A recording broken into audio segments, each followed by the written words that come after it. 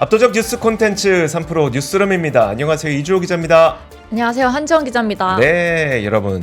이제 내일은 이제 광복절로 네. 하루 쉬어가는 그런 날인데 오늘 그래도 지난 밤사이에 미국 증시가 참 좋고 네. 우리나라 증시도 좀 분위기가 좋은 것 같긴 한데 네.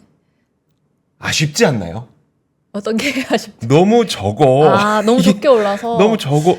우리는 왜 이래? 막 이런 아쉬움이 한참 드는 그런 하루가 아니었나 싶습니다. 그나저나 저희 오늘 네. 첫 뉴스룸 조합인데. 그러네요. 네. 제가 한지원 기자랑 저랑 둘이 하는 건 오늘이 처음이군요. 저희가 닮았어요? 정말 닮았다는 소리 처음 듣는데요? 저희가 닮았군요. 몰랐습니다. 지금부터 알도록 하겠습니다. 최진웅님. 자, 그럼 첫 번째 뉴스는 사실 오늘 시장에서 되게 좀 많이 상처가 됐던 그런 기업들입니다. 네. 어떤 기업의 이야기일까요? 최근 이제 엔터사들의 네. 이제 실적 부진이랑 내부 이슈가 좀 불거지면서 주가가 오늘 좀 하락했는데요. 특히 이제 JYP 엔터랑 하이브가 동반 약세로 눈에 좀 띄었습니다. 이번 2분기 실적도 좀 부진을 했지만 뭐 음주운전 등 여러 이슈가 있었잖아요. 네. 그래서 좀 주가 차트를 먼저 보여주시면은 오늘 JYP 엔터는 전일 대비 7.88% 급락한 5만 300원에 마감됐습니다. 또 개장 직후에는 8% 넘게 하락하면서 5만 100원까지 좀 추락했고요. 네. 지난해 사상 최고가인 14만 원대에 비교하면은 거의 60% 넘게 하락한 겁니다. 또 전날 JYP 엔터는 이제 반기 보고서를 통해서 올해 상반기 매출액을 공개를 했는데 네. 전년 동기 대비 한 13.9% 감소한 2,300억 원대, 그다음 영업이익은 51% 줄어든 429억 원을 기록했다고 밝혔는데요. 특히 이제 2분기 실적 악화가 좀 두드러졌습니다. 그 JYP 2분기 매출액은 전년 동기 대비 한 36.9% 하락했고, 그다음 영업이익은 79.5%나 좀 급감했습니다. 네. 네, 그리고 영업이익 기준 시장 컨센서스가 216억 원이었거든요. 네. 근데 이제 67%나 이제 하회한 수치입니다.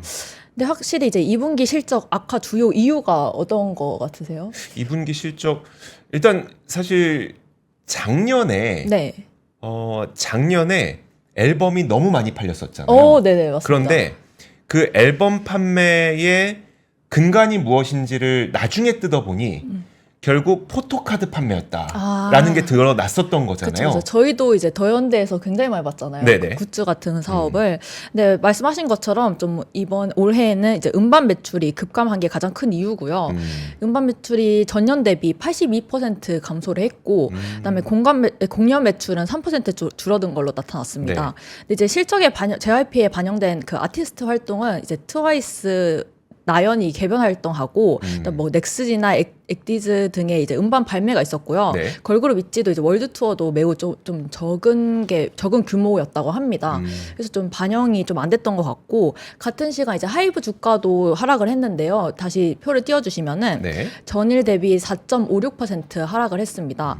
근데 하이브는 이제 방시혁 의장이 좀 유명 BJ랑 좀 사진이 좀 네. 있었고, 뉴욕에서 사진 찍혔더라고요. 네네. 그리고 이제 오늘까지 3거래일 연속 하락세를 보이고 있는데, 뭐 뿐만 아니라 뭐 민희진 대표랑 사내 뭐 성희롱을 당했다고 주장하는 직원 간에 이제 며칠 동안 좀 트러블이 있었고, 네. 그다음에 또 BTS 슈가 음주운전 같은 여러 악재가 겹치면서 이제 계속해서 하락을 하고 있습니다. 근데 사실 이 외에도 좀 전반적으로 지금 엔터 주가가 안 좋거든요. 네. 다음 표를 보여주시면은 좀 어제 기준이긴 하지만 그 엔터 사가 올해 들어 모두 25% 이상 하락을 했습니다. 일단 우리나라 음반 수출액이 이제 올해 상반기 기준 9년 만에 처음으로 이제 감소세를 돌아섰고, 네. 그다음에 이제 K-팝 음반 전체 판매량도 이제 감소한 것도 당연히 문제가 되고요. 네. 한국문화관광연구원에 따르면은 작년 K-팝 해외 매출이 1조 2천억 원이래요. 네. 근데 이제 이 중 해외 공연 비중이 한 50% 가까이 되는데, 네, 그런데 이제 엔터사의 공연 매출이 이제 해마다 성장하고 있는 반면에 음반이나 해외 스트리밍 매출은 감소세를 보이고 있다는 겁니다. 네. 근데 이제 물론 증권가에서는 이제 하반기에 대형 아티스트들이 컴백을 하면서 다시 이제 상저하고의 분위기가 좀 나타날 거다. 네. 이런 말을 좀 많이 하긴 합니다. 근데 이기훈 하나증권 연구원이 지난해 JYP 엔터 연간 앨범 판매량이 약 1,800만 장이었대요. 1,800만 장이요. 네네. 근데 이제 올해 상반기에는 400만 장. 그리고 이제 하반기에는 약 10,000장 정도 확연한 이제 상저하고 흐름이 예상된다고 말했고요. 네. 이제 윤동환 MI 뮤직 대표는 위기론이 맞긴 한데 근데 어떻게 보면 좀 과도기다. 현재 뭐 블랙핑크나 BTS 같은 대표 주자가 이제 다음 대표 주자가 좀 나와야 하는 시기인데 네. 좀 음반 판매 매출이 이제 앞으로 줄어들 수 있어서 감소하는 음반 매출이나 공연 매출을 이제 얼마나 초과될지는 좀 하반기를 봐야 할 것 같다라고 이제 말을 했습니다. 근데 이제 엔터사들이 이번 위기를 좀 어떻게 극복할지는 좀 더 네. 지켜봐야 할 상황인 것 같습니다.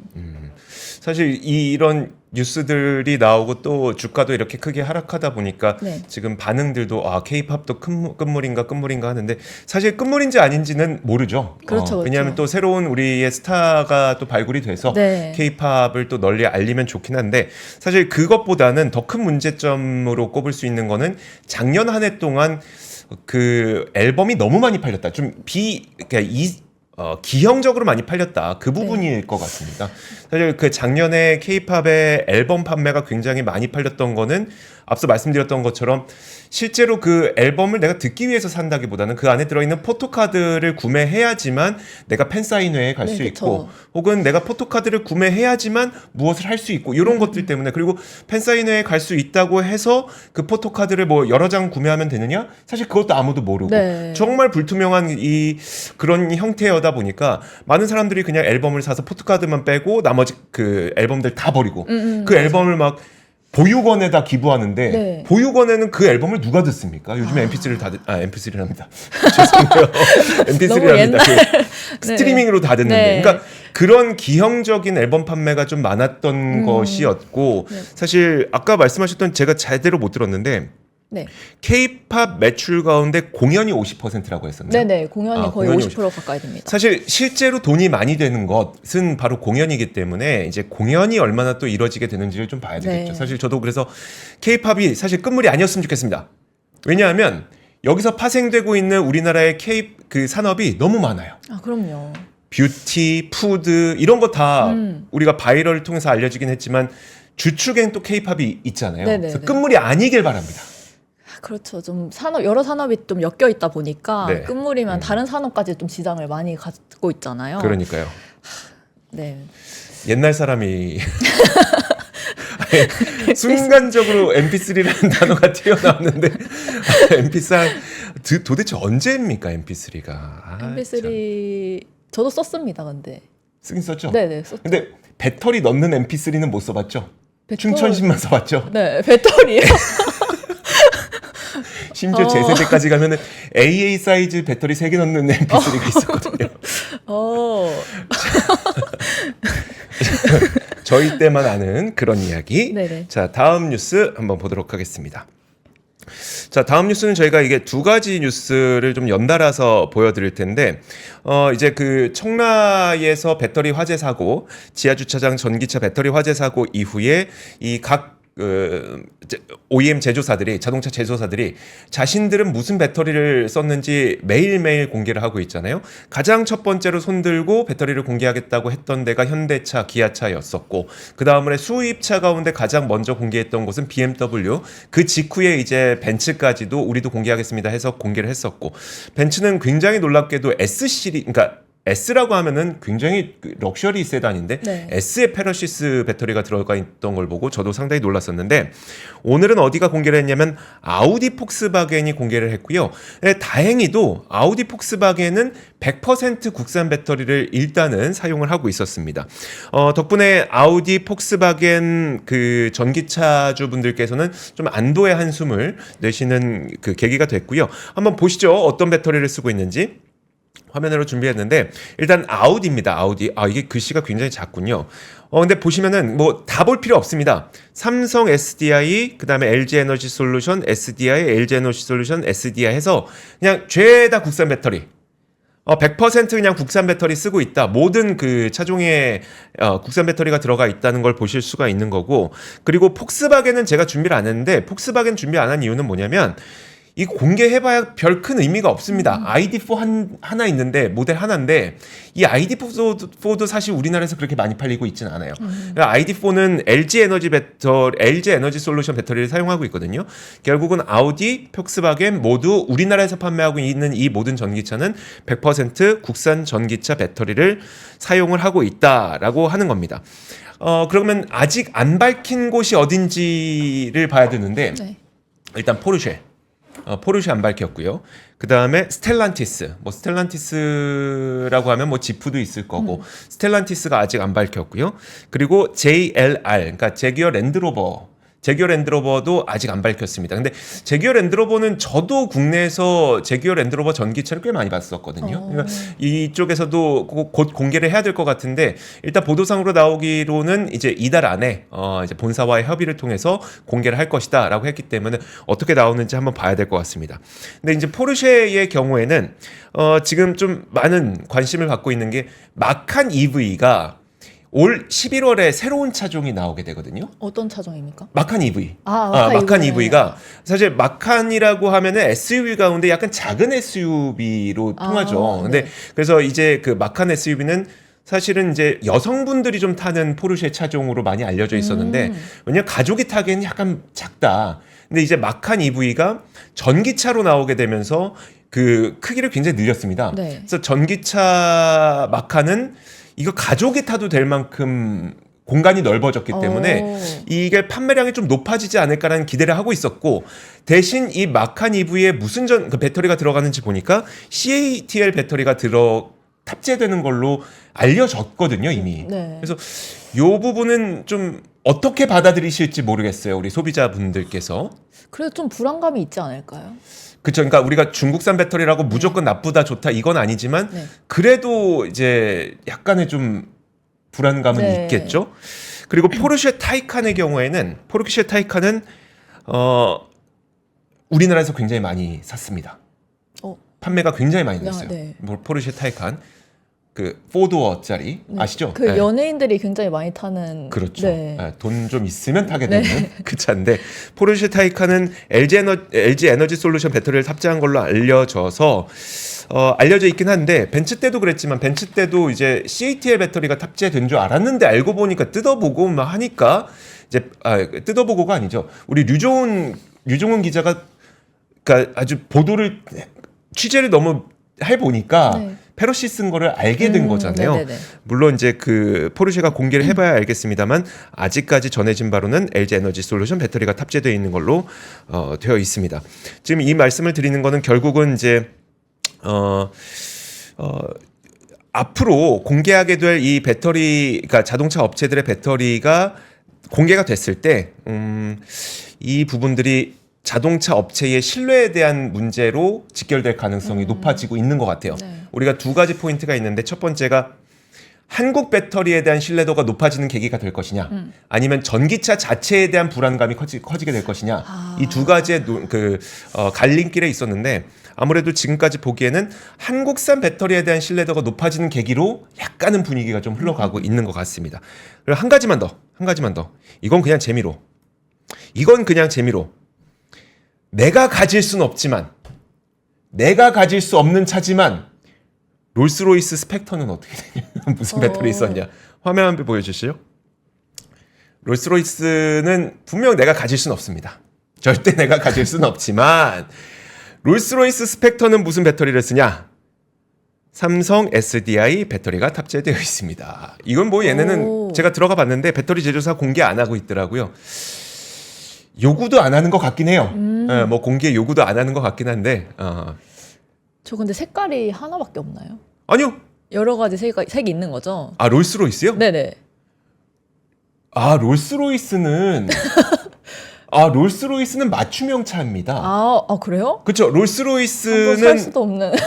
살 수도 없는데 네. 차도 맞춤형 차입니다. 그래서 그 롤스로이스가 항상 추구하는 게 뭐냐면 고객에게 세상에 단 한 대밖에 존재하지 않는 차를 선사합니다가 롤스로이스의 그 영업 방식이거든요. 그래서 예를 들어서 같은 색깔의 그 차를 원하는 고객이 있다. 네. 그럼 그 전 차주에게 물어봅니다. 이 차의 색깔을 해도 될까요? 라고 물어봅니다. 그러니까 맞춤형이기 때문에 왜 색깔을 갑자기? 아니 너무 금방 나온 사진이 너무 별로여가지고.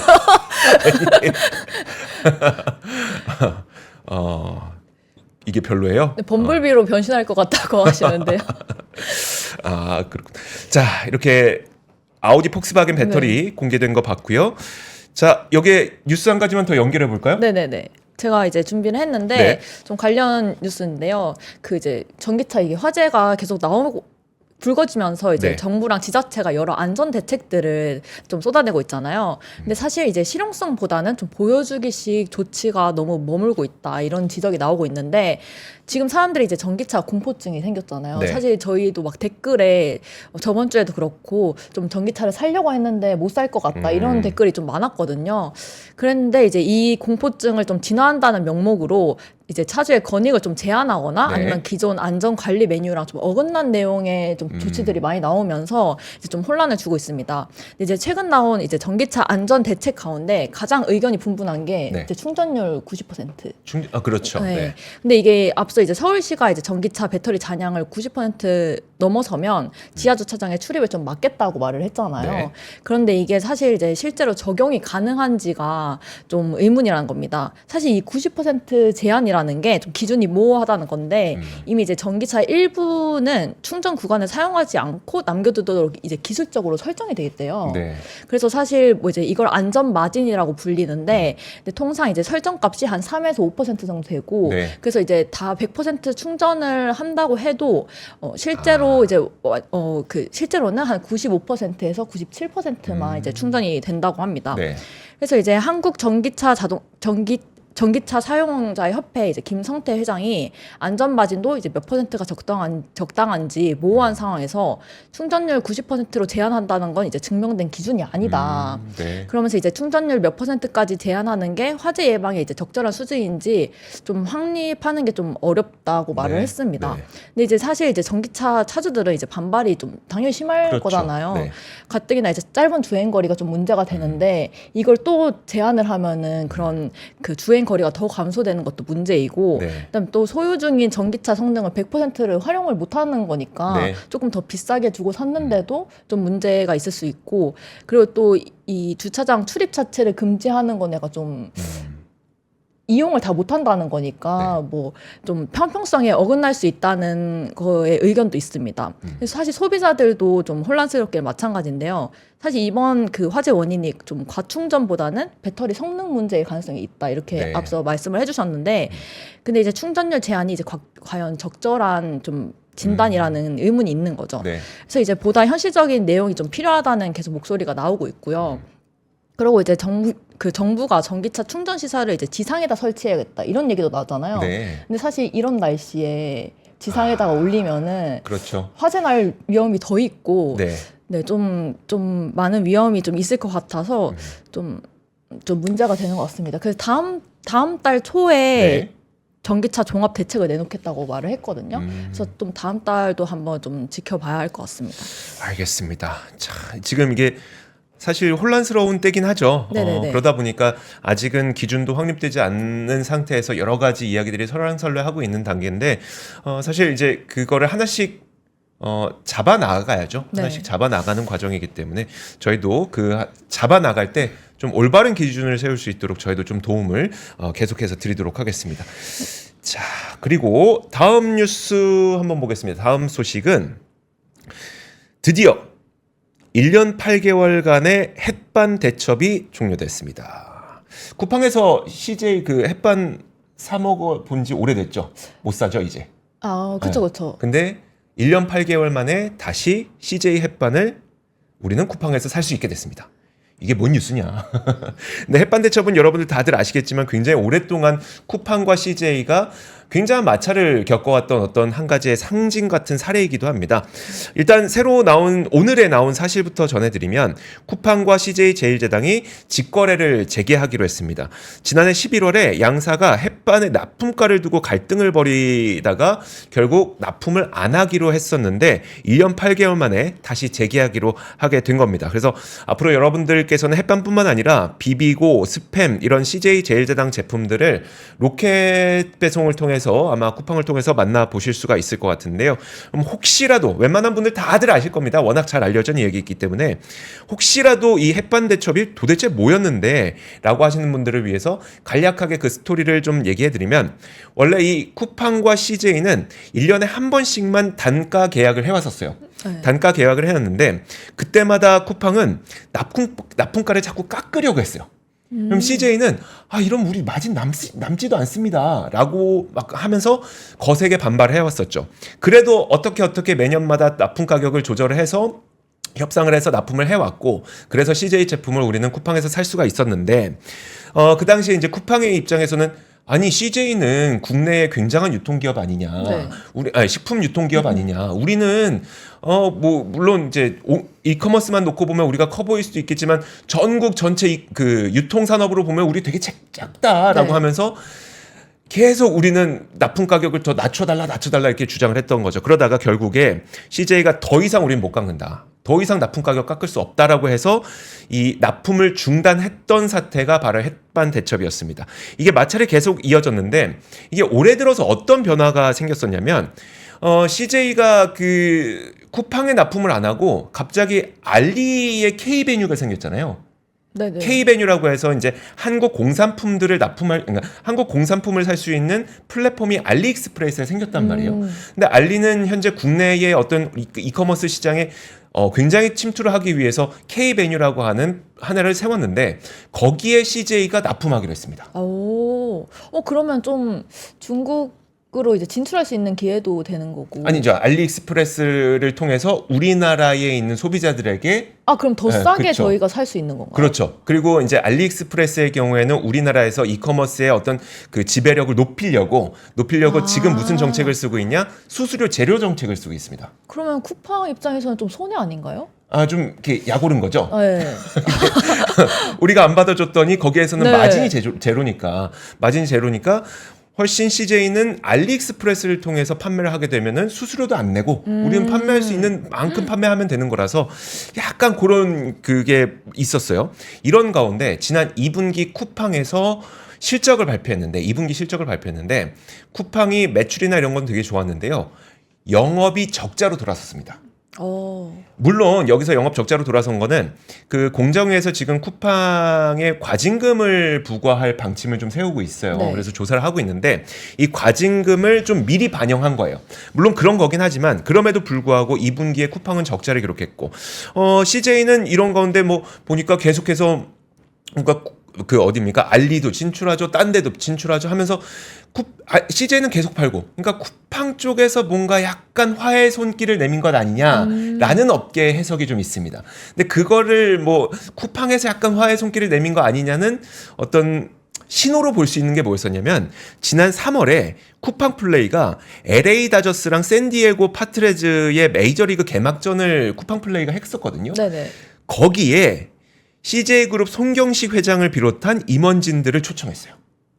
그래서 쿠팡 대표와 쿠팡 강한승 대표와 CJ 임원진들이 아주 같이는 아닌데 요만큼 떨어져서 옆에서 같이 경기를 봤어. 조금 관계성이 있겠네요. 그러니까 쿠팡이 왠지 CJ의 화해의 손길을 내민 것이 아니냐라는 해석이 좀 나오고 있습니다. 근데 어쨌든 이제 사실 CJ 입장에서도 더욱 많이 판매할 수 있을 만한 유통처가 필요한 거죠. 쿠팡만큼 우리나라에서 그 온라인 커머스로 많이 판매할 수 있는 채널이 없기 때문에 쿠팡을 잡고 싶어하는 마음도 많고 그렇죠. 쿠팡 입장에서도 CJ가 지금 다른 데서 판매하는 것을 보고 또 지금 물론 과징금을 선 반영했다고는 하지만 2분기 영업 적자를 기록했고 이런 가운데 CJ를 좀 영입하는 게 훨씬 더 이득이 될 수도 있는 거고 어쨌든 이런 그 서로 간의 니즈가 맞아서 이제 드디어 1년 8개월 만에 직거래를 하게 됐다. 그래서 우리도 쿠팡에서 살 수 있겠다고 하는 건데 사실 이게 그 소비자 입장에서 보면은 지금 TMF 사태 때문에 이커머스에 대한 신뢰가 많이 좀 낮아져 있는 네네네. 상태잖아요. 사실 그리고 CJ도 TMF에서 판매를 했었단 말이죠. 그러다 보니까 이번 계기가 소비자 입장에서도 이커머스에 대한 신뢰를 좀 높일 수 있는 계기가 될 거다라고 보시는 것도 한 가지 포인트가 될 것 같습니다. 네. 실제로 좀 쿠팡에서 막 물건을 사세요? 저는 쿠팡 구매 꽤 하죠. 어떤 거 주로 특히 그러니까 사실 쿠팡에서 구매할 때 저의 니즈는 뭐냐면 네. 가장 큰 니즈는 뭐냐면 내가 뭔가를 미리 사놓지 않았을 때 당장 내일 필요할 때는 전 꼭 쿠팡에서 맞아요, 삽니다. 맞아요. 근데 하루 이틀 정도 당장 필요하지 않는 물건들은 다른 플랫폼에서 많이 사거든요. 하지만 꼭 내일 필요한 거는 꼭 쿠팡에서 그렇죠, 사긴 그렇죠. 하죠. 어디 뭐 네. 놀러 갈 때 갑자기 뭐 까먹었다 이러면 네. 또 바로바로 또 사기도 하고. 그러니까요. 네네. 다음 소식 제가 준비했는데요. 오늘부터 사흘 동안 강남 코엑스에서 K 디스플레이 2024 전시회가 열립니다. 네. 사진을 보여주시면은 올해로 23회째 맞은 DK 디스플레이인데요. 전시회인데요. 한국 디스플레이 산업협회가 주최하는 국내 최대 디스플레이 산업 전문 전시회고요. 그리고 이제 삼성 디스플레이랑 LG 디스플레이가 이번에 좀 참가를 해서 네. 폴더블이나 대형 OLED 기술을 공개를 합니다. 근데 이 뒤로 지금 360도 접을 수 있는 플립형 폴더블 폰이 이제 공개를 했고, 네. 저 위에 보이시죠? 제일 위에 사진. 그리고 또 이제 안팎으로 2번 접히는 플렉스 S, 그다음에 폴더블과 슬라이더 2가지 기술을 결합한 이제 플렉스 하이브리드 등 다양한 멀티 폴더블 이제 OLED 폴더블을 이제 공개를 하고요. 이게 고유 확장성과 이제 가변성을 활용한 좀 인공지능 인터페이스를 이제 시연을 합니다. 네. 그래서 한번 좀 가보시는 것도 되게 좋을 것 같고, 또 이제 관람객들이 이분할된 화면에서 이제 드로잉이나 AI 이미지 같은 이제 AI 이미지를 생성을 하고요. 또 3분할된 화면에서 사진 촬영이랑 네. AI 검색, 그다음에 뭐 SNS 편집도 바로바로 가능하다고 합니다. 사실 좀 저도 사용을 해보고 싶어가지고 이제 한번 가보려고 하는데 네. 내일 공휴일이니까요.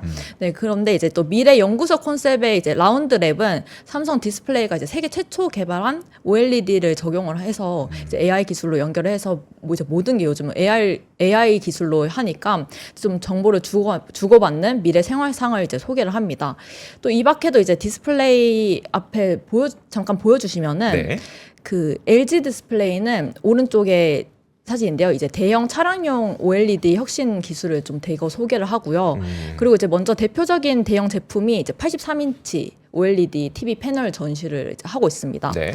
그러면서 이제 이 제품은 이제 화질의 핵심 요소 중에 하나인 이제 화면 밝기를 기존 대비 약 42% 향상을 시켜서 좀 현존하는 OLED TV 패널 중에 가장 밝은 최대 밝기를 지원한다고 합니다. 네.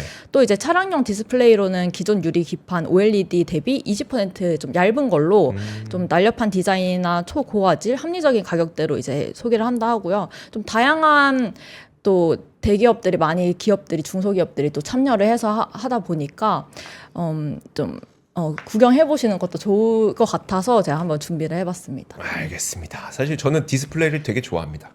네, 그렇죠. 근데 저는 디스플레이 산업을 되게 좋아하고 옛날부터 좋아했었고, 네. 네.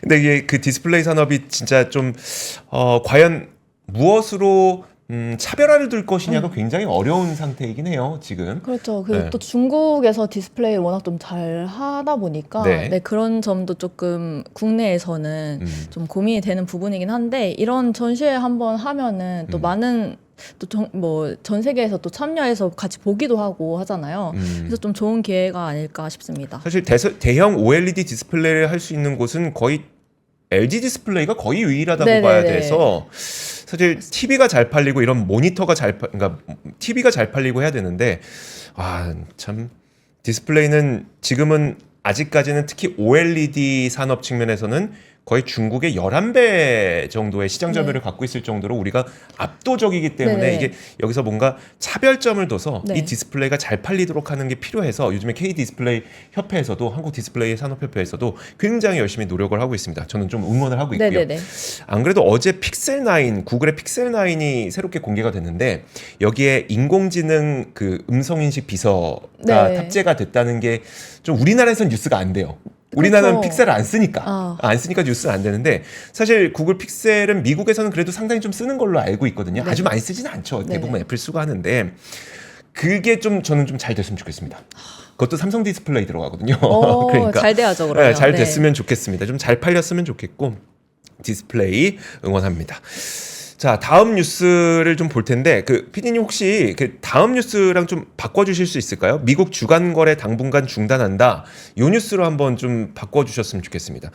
이거 여러분들 그 미국 주식 투자하시는 분들 아마 아시겠지만 요즘에 증권사 HTS나 MTS 들어가셔서 낮에 우리 주간 거래라고 하잖아요. 낮에 주간 거래하는 거 그 주문 눌러 보시면 아마 안 되는 거 보실 겁니다. 이게 지금 국내 증권사들이 서비스를 당분간 중단하기로 했고 그러면 언제 재개할 것인지 아마 아무도 모릅니다. 언제 재개할지 아예 기약 자체가 없는 상태고요. 이게 어떤 일이 발생했는지를 먼저 간략하게 좀 설명을 해드리면 일단 우리나라에서 그 구조부터 한번 말씀을 드릴게요. 우리나라 증권사들이 그 주간 거래를 하는 주간 거래 내역 있잖아요. 이 거래 내역을 종합을 해서 미국에 있는 그것을 집계하는 회사에게 보냅니다. 그걸 우리가 블루오션이라고 부르는 그런 기업인데 그 기업이 집계를 해서 프리오더 시간에 시간을 거래 시간에 그러면 그것을 모든 원장을 집계를 해서 프리오더 직전까지 그거를 다 정산을 해서 이제 시간 전 거래에다가 모든 그 데이터를 넣게 되거든요. 근데 지난 8월 5일에 급변동이 일어났을 때 우리나라 주간 거래에서 너무나도 많은 주문이 쏟아진 겁니다. 그래서 그 주간 거래에 있었던 모든 데이터들을 그 기업에게 딱 보냈더니 있는 대로 다 처리는 했대요. 그 기업이 있는 대로 다 원장 처리하고 막 이거 프리마켓에서 있었던 거 모든 걸 다 처리하고 했는데 그걸 다 처리하지 못한 거예요. 그래서 우리나라 시간으로 2시 30분 이후부터 4시까지의 그 거래가 아예 처리가 안 됐습니다. 그리고 이 거래에 대해서는 모든 거래를 그냥 취소해버렸어요. 이 블루오션이라고 하는 기업이. 네. 그러다 보니까 여기서 이제 고객들의 불만이 나오기 시작했던 건데 분명 어떤 고객의 경우에는 나는 팔려고 주문을 넣어놨고 그 주문은 체결된 것으로 그때 보였어요. 그러면 내가 팔았다고 나는 생각을 하고 넣었는데 이게 손해가 났습니다. 라고 하면서 국내 증권사에게 그것에 대한 손해를 배상해 주십시오라는 그 컴플레인이 있었고 반면에 또 저점에서 나는 샀습니다. 그리고 산 게 체결이 됐습니다. 근데 체결된 걸 나는 확인을 했지만 실제로 다음날 까보니 체결이 안 됐던데요? 라고 하면서 기회비용을 잃었다면서 나는 또 손해배상을 청구한 걸로 알려져 있고 근데 여기에 대해서 일단 국내 증권사들은 이게 시스템적인 그 국내 증권사의 시스템적인 문제라면 우리가 손해배상을 처리해 드려야 되겠지만 지금 국내 시스템은 잘 돌아갔는데 본인들이 집계를 해서 넘겼던 블루오션 측에서 이게 안 된 것이기 때문에 손해배상을 좀 안 해주기로 좀 가닥을 잡았다고 합니다. 이런 식으로 좀 진행을 해왔는데 어떻게 생각이 드세요? 근데 손해배상 또 이걸로 손해를 본 사람이 있는데 그게 결과론적인 이야기라. 네. 그러니까 예를 들어서 제가 뭐 못 팔았습니다. 못 팔았습니다. 저는 손해가 났습니다. 근데 지금 며칠 지났잖아요. 네. 그거 이미 다 올라왔을 거예요. 아. 그럼 손해가 네, 또 아니 발생 안 한 거죠. 그렇네요. 네. 그러니까 이게 그래서 그 기회 아마 손해배상에 대해서는 그렇게 크게 논란이 될 것 같지는 않고 국내에서 좀 하지 않을 가능성이 높은데 그래서 제가 그러면 증권사들은 이런 문제에 대해서 블루오션 측에 뭔가 뭐 손해배상이라든지 이런 걸 할 수 있지 않을까라고 취재를 해보려고 하니까 한 가지 문제가 뭐냐면 국내의 그 주간 거래를 주관하는 그 대체 거래소라고 우리가 부르는데 이 기업이 유일하다고 합니다. 유일해서 네. 뭔가 다른 대안이 없는 상태이더라고요. 그래서 이게 추가적으로 뭐 손해배상에 대한 이야기를 국내 증권사들이 할 수 있을지 없을지는 제가 아직 취재가 덜 돼서 그 부분까지는 얘기를 못 드리지만 이게 시스템적으로 그러면 다른 대안이 있느냐를 놓고 봤을 때는 아직은 대안이 없는 상태라고 하더라고요. 그래서 결국 지금 주간 거래는 당분간 아마 안 될 가능성이 높습니다. 그래서 언제 재개될지도 좀 깜깜한 상태라고 보시면 될 것 같습니다. 네. 자, 그리고 한 가지만 좀 더 전해드리도록 하죠. 그러면 오리온 이야기를 좀 해드리도록 하겠습니다. 자, 오리온에서 이번에 실적을 발표했는데 상반기 역대 최대 실적을 기록한 거예요. 자, 오리온이 어디에서 그럼 돈을 잘 벌었는지 보니까 어딜 것 같으세요? 베트남? 중국, 베트남.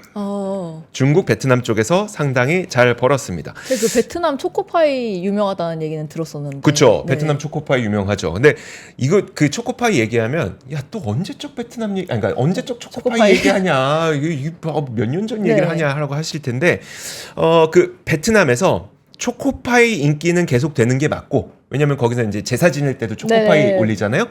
인기는 계속되는 건 맞고.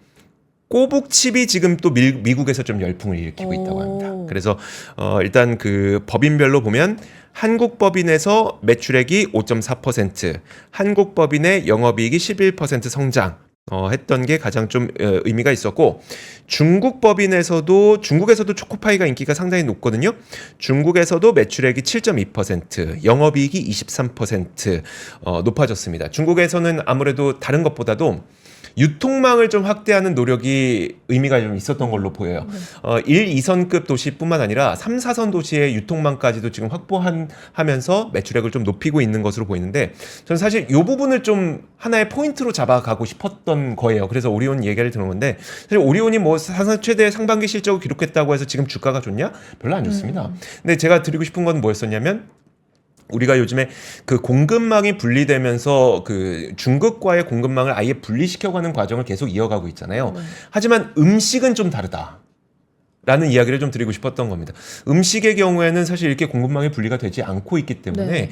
음식을 노리는 거는 굉장히 좀 의미가 있지 않을까. 다른 수출 품목, 뭐 부품, 중간재 이런 것들 다 분리가 돼도 음식은 좀 다르다라는 이야기를 좀 드리고 싶었던 거고, 베트남 앞서 말씀드렸던 것처럼 초코파이를 비롯해서 상당히 매출이 좋은 상태고요. 매출액 7.7% 증가했고, 베트남의 경우에는 베트남 그 2개 생산 공장을 운영하고 있기 때문에 베트남에서 만들어서 사실 그냥 베트남 내수로 만 소비하는 것이 아니라 베트남 인근에 있는 동남아 국가들 있잖아요. 네. 그런 쪽도 좀 진출을 노리고 있다고 하니까 이런 부분들 보시면 좋을 것 같고, 저는 그것보다 좀 특이했던 게 뭐였었냐면, 베트남에서 그 요즘에 되게 잘 나가고 있는 품목이 있대요. 뭐냐면 젤리라고 합니다. 젤리요? 마이구미.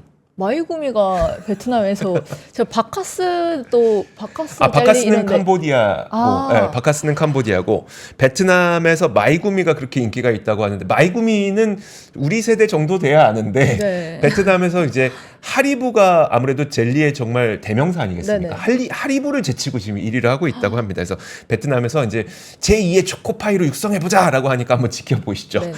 자, 이렇게 오리온 이야기까지 전해드렸습니다. 저는 뭐 어쨌든 중국에서는 우리가 항상 이게 어떤 공급망의 분리, 그것 때문에 중국에서의 매출 감소, 실적 감소 이런 것들을 항상 걱정을 해왔었잖아요. 근데 음식은 좀 다르더라라고 하는 걸 좀 말씀드리고 싶었던 거고, 자 그러면 3프로 뉴스룸 오늘 저희가 준비한 소식은 여기까지 하도록 하겠습니다. 이어지는 박근영 부장의 데일리 힌트도 많은 사랑 부탁드리도록 하겠고요. 광복절 휴일 잘 보내시고 저희는 금요일에 찾아오겠습니다. 고맙습니다. 감사합니다. 박근영, 이선영, 사경인, 염승환 투자 마스터들의 세심한 케어로 건강한 투자 습관을 만드세요. 3프로 멤버십 3프로 앱에서 확인하세요.